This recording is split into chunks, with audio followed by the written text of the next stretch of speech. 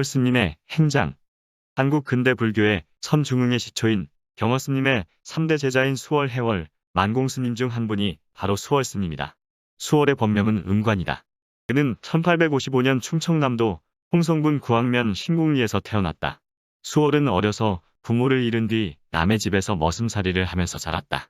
그는 성품이 단순하고 맑았으며 모든 살아있는 것들을 자기 몸처럼 여겨 비록 모기나 빈대 같은 벌레라도 함부로 괴롭히거나 죽이지 않았다고 한다. 길 가던 어느 탁발승이 전해준 수행 이야기를 듣고 깊이 감명받은 수월은 1883년 늦가을 나이 30이 다 되어 출가하기 위해 충남 서산군 연암산 중턱에 있는 천장암을 찾아갔다. 당시 천장암에는 한국 근대 선풍의 중흥조인 경어 선사의 친형인 태허 성원 스님이 홀어머니 박씨를 모시고 주지로 있었다. 이곳에서 수월은 행자로서 나무꾼 생활을 했다. 그가 천장암에 온 지 1년이 되던 어느 날 14살의 어린 동자가 제자가 되겠다며 천장암을 찾아왔는데 이 동자가 바로 계룡산 동학사에서 경어를 만난 인연으로 훗날 불교의 큰 선지식이 된 만공선사였다.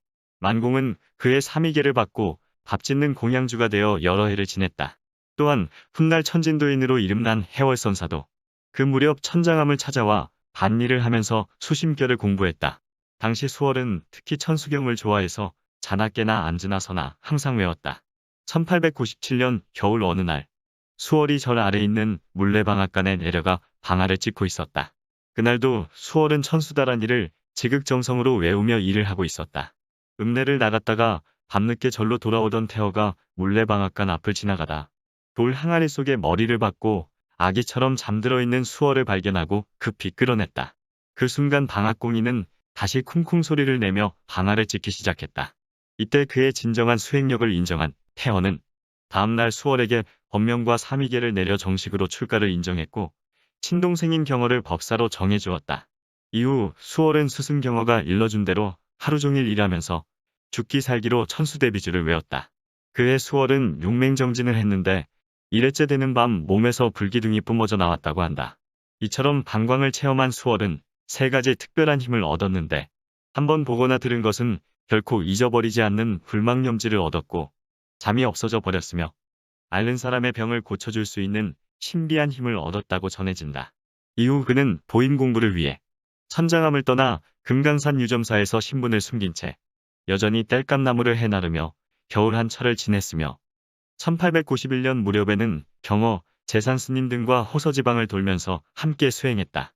1892년경 금강산 마하연사를 찾은 수월은 그의 얼굴을 알고 있던 스님들에 의해 선방의 조실로 모셔졌지만 여전히 낮에는 산에 들어가 나무하고 밤에는 절구통처럼 앉아서 온밤을 밝히고 스스로의 정진에 몰두하며 말없는 가르침을 내렸을 뿐이었다. 1896년 정월 수월은 지리산 감로동천에 있는 천은사 상서남과 우번대에서 지냈다. 이곳에서도 밤새 산마에 든 수월의 몸에서 다시 빗줄기가 터져 나왔는데 어찌나 크고 강렬했던지 천은사에 살던 대중들뿐만 아니라 아랫마을 사람들까지도 몰려왔다고 한다. 이 일로 인해 수월의 신분이 밝혀졌고 천은사 대중들은 그를 상서남 조실로 모셨다. 얼마 후 다시 방광이 일어나 사람들의 이목을 집중시키자 수월은 말없이 지리산을 떠났다. 이후 10여 년 동안 수월의 행적은 알려지지 않았다. 이 기간 동안 수월이 충남 청량군에 있는 칠갑산 장곡사에서 만공과 더불어 1년 정도 보임 공부에 열중했다는 소문이 있을 뿐이었다.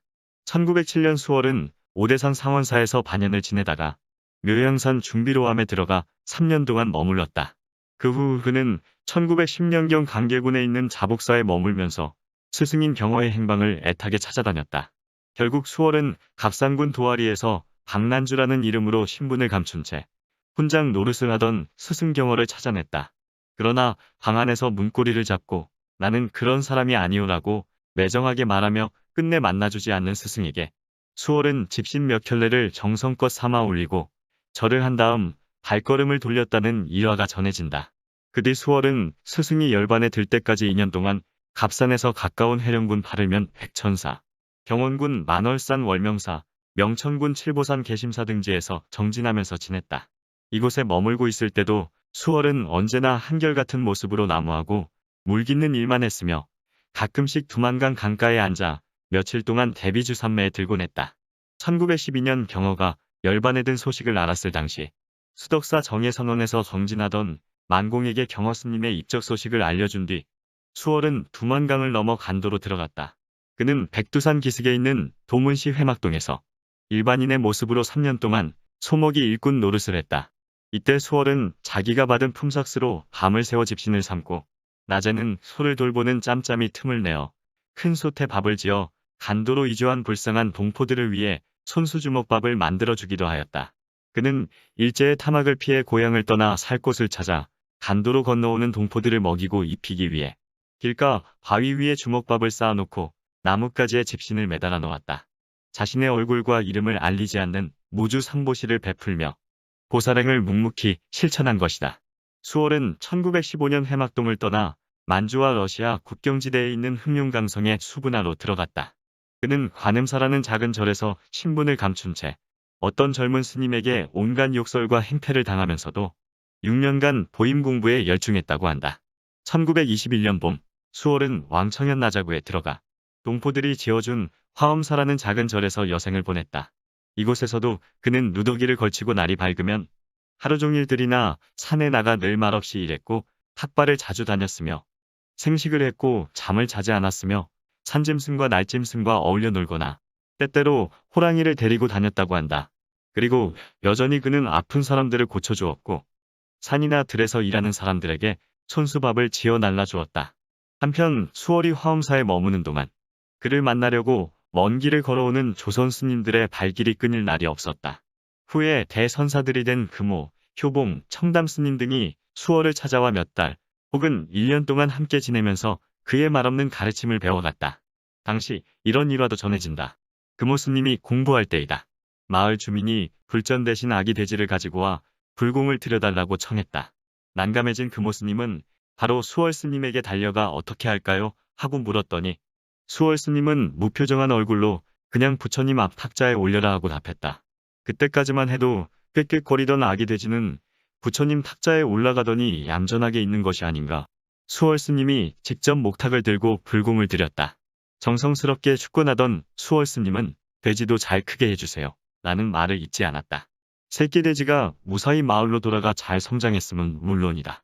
불전 대신 공양으로 올라온 새끼 돼지를 죽이지 않고 오히려 잘 성장해달라고 축권을 올렸으니 수월 스님의 생명 존엄 사상을 미루어 짐작할 수 있다.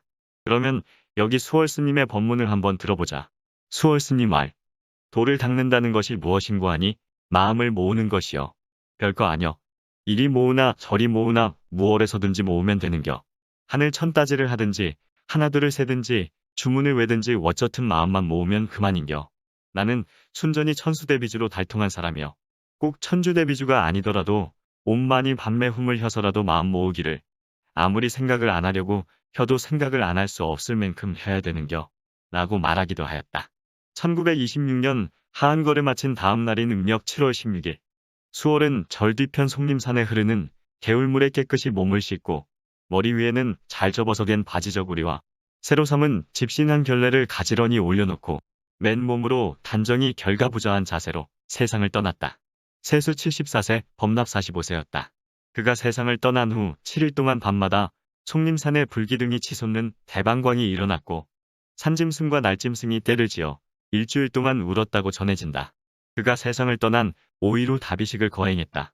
나그네들에게 집신을 삼아주고 주먹밥을 해주며 무주상보시를 베풀었던 북녘의 상현달 수월과 아이같은 천진불로 유명했던 남녘의 하현달 해월 그리고 호방한 선풍을 진작시킨 풍류객이었던 중천의 보름달 만공은 흔히 경어의 세 달로 불릴 정도로 경어의 제자들 가운데 특히 부지런하고 근면한 제자로 인정받았다. 현재 수덕사 위쪽에 있는 작은 암자인 금선대에는 경어 수월, 해월 만공의 진영이 모셔져 있다. 수월은 한평생 나무하고 불이나 때는 불목하니 같은 스님이었고 글과는 담을 쌓고 살다간 까막눈 선사였지만 그는 일상의 노동을 철저한 수행의 방편으로 삼아 평생을 끊임없이 일하는 수행자로 살면서 뛰어난 수행력과 함께 때때로 방광불사로 세간의 이목을 집중시킨 한국 불교사의 전설적인 스님이었다. 말이 아닌 오직 행동으로 불법을 실천했던 수월 스님의 삶은 지금의 한국 불교계에 큰 경종을 울리고 있다. 까막눈 선사인 수월 스님은 삶의 터전인 고향을 떠나 간도에 살아야만 했던 이 땅의 한 많은 백성들을 위해 손수 주먹밥을 만들어주고 집신을 삼아주는 무주상보시를 한량없이 베풀었던 자비의 관세음보살이며 이름 그대로 물속의 달처럼 흔적 없는 바람같이 살다가 숨은 성자였다. 오늘은 여기서 이만 줄일까 합니다. 감사합니다. 평온하고 행복한 하루를 보내시길 바랍니다.